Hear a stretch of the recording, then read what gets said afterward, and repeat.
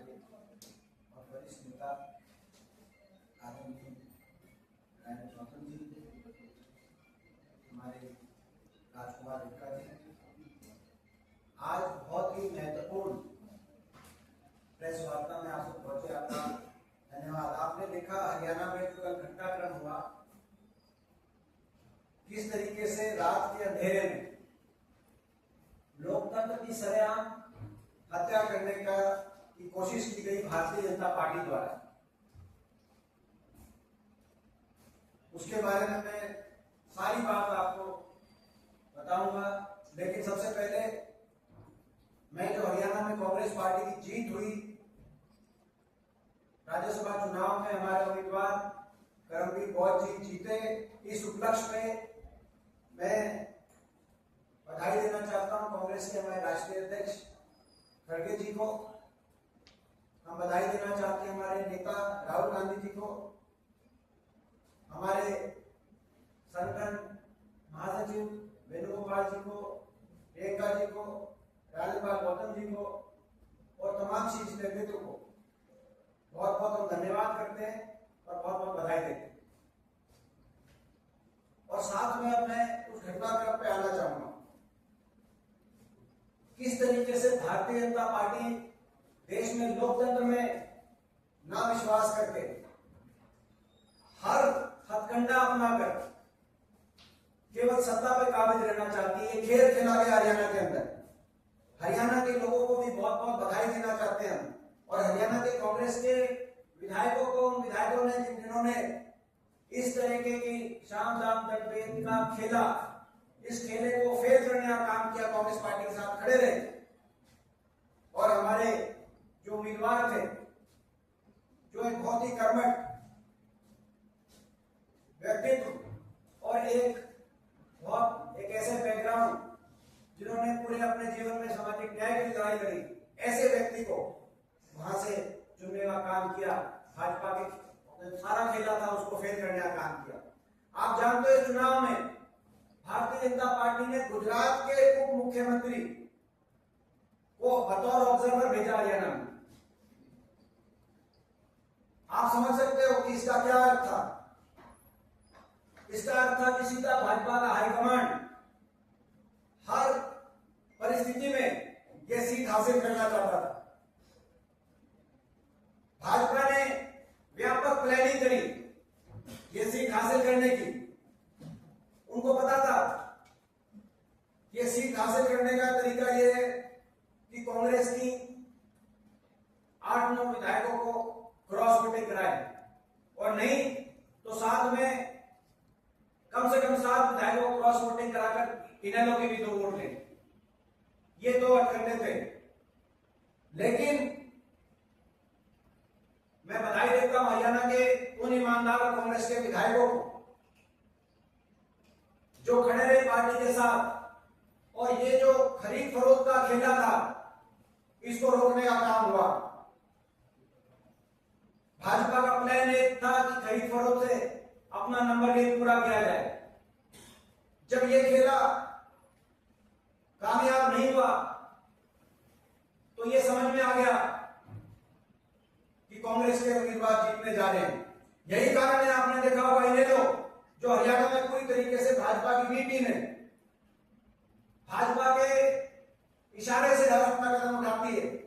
इनेलो ने आखिरी दिन, चुनाव के दिन 12 बजे अपनी प्रेस कॉन्फ्रेंस की घोषणा करी। चुनाव से पहले न्यूज पार्टी का स्टैंड होता तो चुनाव से पहले अपनी घोषणा कर देते कि क्या करेंगे, लेकिन आखिरी दिन 12 बजे अपनी प्रेस कॉन्फ्रेंस रखी। 12 बजे के बाद 2 बजे रखी, 4 बजे तक वोटिंग थी, 2 बजे के बाद उन्होंने 3 बजे रखी, और फिर जब 3:30 बजे घोषणा करी कि नहीं जाएंगे, क्योंकि तब तक इतने समझ आ गई थी बीजेपी को और इनेलो को कि कांग्रेस के उम्मीदवार जीत रहे हैं। हमारे जब 30 से ज्यादा वोट पड़ गई हमारे पक्ष में, तो उस समय इनेलो मैदान छोड़ के भागी। उसके बाद भाजपा ने अपना तीसरा हथकंडा अपनाने का काम किया, और तीसरा हथकंडा था कि अब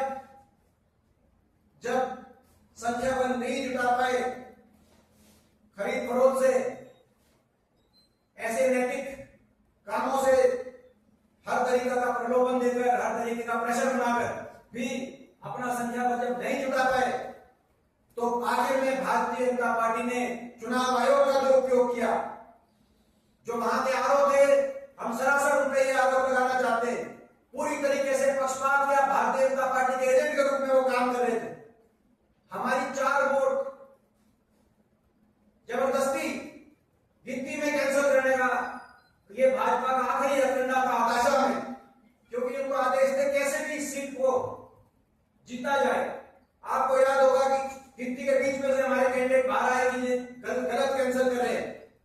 केवल कैंडिडेट ही नहीं, हमारे जो गिनती पे काउंटिंग एजेंट थे, जो 4 वोट कैंसिल की गई हैं, चारों गलत कैंसिल की गई। जो इनवैलिड बताई वो सारी वैलिड वोट है, हम दावे के साथ कह रहे हैं।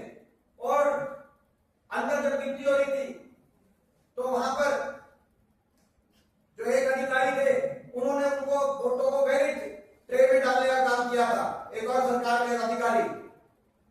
लेकिन उसके बाद वैलिड वोट की गिनती के बाद जब पता चला कि कोई सारी वोट वैलिड आ रही है, उनमें से इन वोटों को उठाकर 3 वोटों को उठाकर इनवैलिड करने का काम, ये जो आरओ का नाम मैंने लिया, जो ये आरओ ही नहीं, ये आरओ आपको चंडीगढ़ के चुनाव में याद होगा, मेयर में किस तरीके से वोट चोरी भाजपा ने करी थी। वो तो पार्षदों की वोट चोरी थी या विधायकों की वोट चोरी कर रहे थे। जनता की वोट चोरी इन्होंने हरियाणा विधानसभा चुनाव में करी, बाकी जगह करी।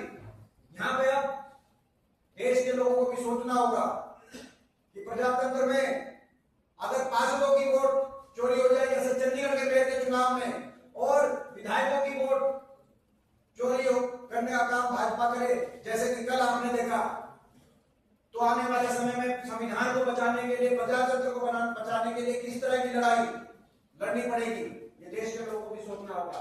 ऐसे में मैं ये भी कहना चाहता हूं कि कुछ हमारे जो विधायक जिन्होंने क्रॉस वोटिंग करी, पार्टी तो कड़ी से कड़ी उनके खिलाफ कार्रवाई करेगी, लेकिन आने वाले समय में जनता उनको माफ नहीं करेगी, जनता बदला लेगी।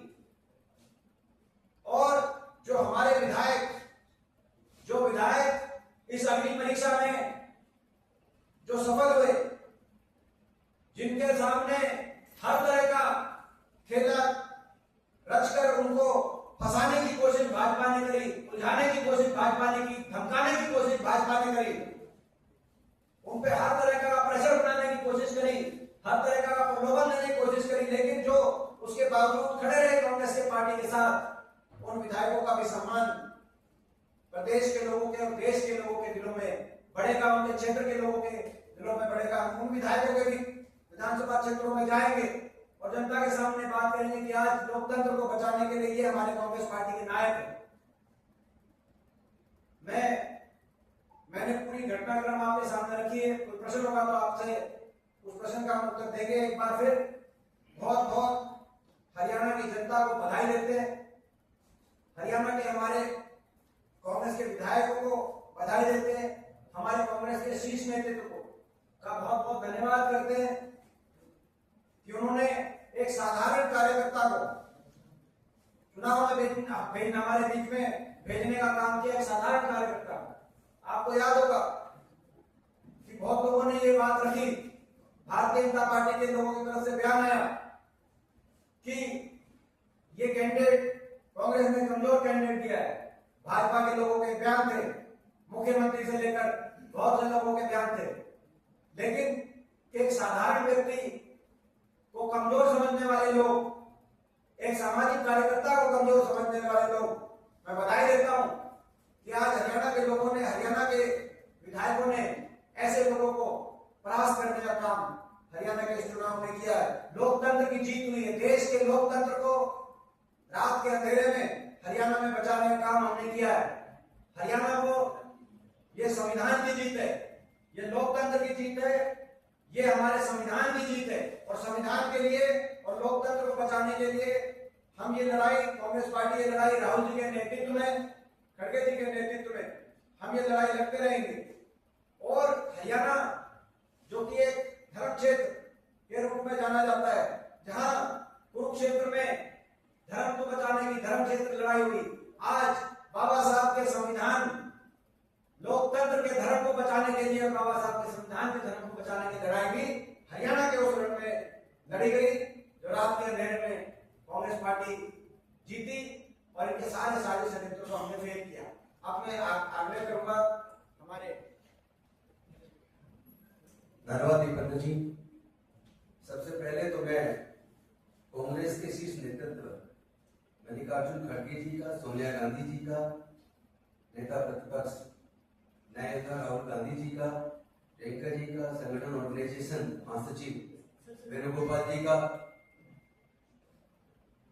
भूपेंद्र सिंह हुड्डा जी का, दीपेंद्र हुड्डा जी का, राव नरेंद्र जी का और तमाम हमारे विधायक साथियों का धन्यवाद करूंगा कि उन्होंने एक सच्चे अम्बेडकरवादी, एक मिशन के सच्चे सिपाही को राज्यसभा का कैंडिडेट बनाया। मुझे इस बात में कोई अचरज नहीं है कि भारतीय जनता पार्टी के हरियाणा के मुख्यमंत्री सहित तमाम उनके नेता करमवीर बौद्ध जी को एक कमजोर कैंडिडेट बता रहे थे, क्योंकि इनकी नजर में केवल पैसे वाले चापलूस लोग मजबूत हैं। लेकिन आज कांग्रेस ने बता दिया कि कांग्रेस ही देश की सबसे बड़ी और एक खुले दिमाग वाली पार्टी है, जो एक आम कार्यकर्ता को भी राज्यसभा का चुनाव लड़ा सकती है, राज्यसभा दे सकती है। आपको पता होगा हिमाचल प्रदेश के अंदर भी जिला अध्यक्ष को राज्यसभा दी, एक राष्ट्रीय सचिव जो पहले हमारे एससी डिपार्टमेंट से थे क्रिस्टोफर जी, उनको भी राज्यसभा की सीट दी। तो कांग्रेस ने आम कार्यकर्ता को ये ताकत देने का काम किया है कि कांग्रेस पार्टी आम से आम कार्यकर्ता को भी राज्यसभा के लिए चुनाव में लड़ा सकती है, टिकट दे सकती है। मुझे इस बात में कोई अचरज नहीं है कि भारतीय जनता पार्टी डॉक्टर बाबा साहेब अम्बेडकर जी से नफरत करती है, वो इस देश के दलितों से नफरत करती है, वो इस देश के संविधान से नफरत करती है। क्योंकि उस वक्त जब इनकी पार्टी जनसंघ थी और इनका संगठन आरएसएस, जब डॉक्टर बाबा साहेब अम्बेडकर जी का बनाया संविधान भारत में लागू करने के लिए 26 नवंबर 1949 को अंगीकार किया, अंगीकृत किया, विनियमित किया, आत्मसात किया, उस दिन रामलीला मैदान के अंदर इसी जनसंघ के लोगों ने, जो आज की बीजेपी और आरएसएस के लोगों ने संविधान की प्रतिज्ञा जलाई थी। डॉक्टर बाबा साहेब अम्बेडकर व पंडित जवाहरलाल नेहरू जी के पुतले जलाए थे। और जिनको आप आम कार्यकर्ता समझ रहे हो कि एक आम कमजोर व्यक्ति को टिकट दिया, तो मैं आपको बताना चाहता हूं कि मैं एक मिनट भी, मेरा फोन शांत नहीं रहा। केवल हरियाणा से नहीं, देश के हर जिले से, गांव-गांव से लगातार मेरे पास फोन आ रहे थे, करमवीर जी का क्या हुआ, इलेक्शन कमीशन आखिर बीजेपी की गुलामी क्यों कर रहा है, इसके खिलाफ आप कार्रवाई करो। लेकिन मुझे दुख इस बात का है कि ये चरित्र भारतीय जनता पार्टी का है। जो चंडीगढ़ का आपको याद होगा, जो मेयर का चुनाव था, उसमें चुनाव का अधिकारी जिस मिस्टर मसीह को बनाया था, उसने किस तरह धोखेबाजी करके उस वक्त भारतीय जनता पार्टी को जितवाया था। खुद मतपत्र पर पेन से किस तरह उसने कांटे के निशान लगाए थे। वो तो भला हो कि उसकी सीसीटीवी फुटेज थी, जिसको माने सर्वोच्च न्यायालय ने चेक करके उस रिजल्ट को बदला। लेकिन मुझे सर्वोच्च न्यायालय से भी इंतजार है कि उस मिस्टर मसीह को सजा कब मिलेगी, क्योंकि उस, आपको याद हो, वो जजमेंट में सुप्रीम कोर्ट ने कहा था कि इनके खिलाफ मुकदमा दर्ज करके बेहद सख्त सजा देने की जरूरत है। लेकिन आज तक उस व्यक्ति को कोई सजा नहीं हुई, मिस्टर मसीह को।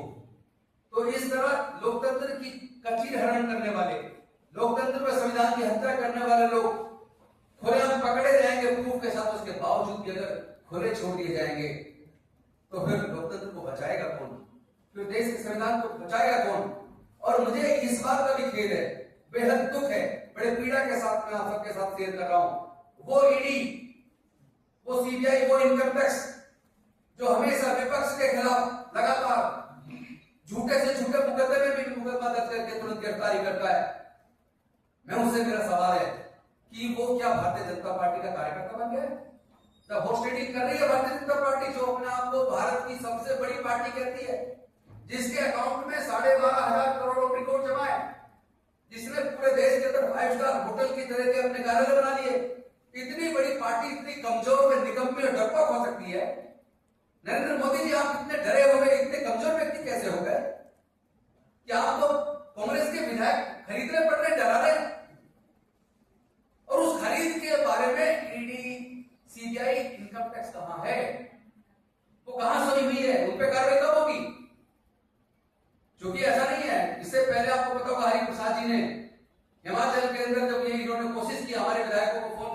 जारी करने की, इसकी शिकायत की थी।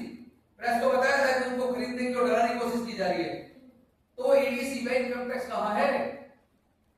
देश के वो न्यायालय कहां है जो इस तरह के धोखेबाजी करने वाले, ऑपरेटिंग करने वाले, देश के संविधान और लोकतंत्र की हत्या करने वाले खुले क्यों हैं? उनके खिलाफ कार्रवाई कब होगी? लेकिन एक कंप्रोमाइज पीएम जो देश की आजादी तक को भी खतरे में डाल सकता है, उससे और उम्मीद भी क्या की जा सकती है? मैं पूरे देश के लोगों को आह्वान करना चाहता हूं, आज इस देश को कुर्बानी की जरूरत है और कांग्रेस के कार्यकर्ता कुर्बानी के लिए तैयार है, क्योंकि देश की आजादी नरेंद्र मोदी जी ने खतरे में डाल दी है। देश के हितों को ताक पे रखकर अमेरिका से डील करते हैं। एप्स्टीन फाइल में उनके मंत्रियों के नाम आते हैं, लेकिन कोई कार्रवाई नहीं होती है। लेकिन पूरा का पूरा विपक्ष है, उसको कुचलने के लिए सीबीआई, ईडी, इनकम टैक्स, यहां तक कि कुछ जजेज और इलेक्शन कमीशन के अनेकों कमिश्नर बीजेपी के कार्यकर्ता के तौर पर काम कर रहे हैं। तो इसका जवाब देश की जनता को देना है, विशेष रूप से इस देश का अम्बेडकरवादी, इस देश का दलित, इस देश का बहुजन, इस देश का पिछड़ा, इस देश का वंचित वर्ग, भारतीय जनता पार्टी को और इन शक्तियों को जो देश के संविधान में लोकतंत्र के खतरा बनने को जवाब जरूर देगा। बहुत बहुत धन्यवाद।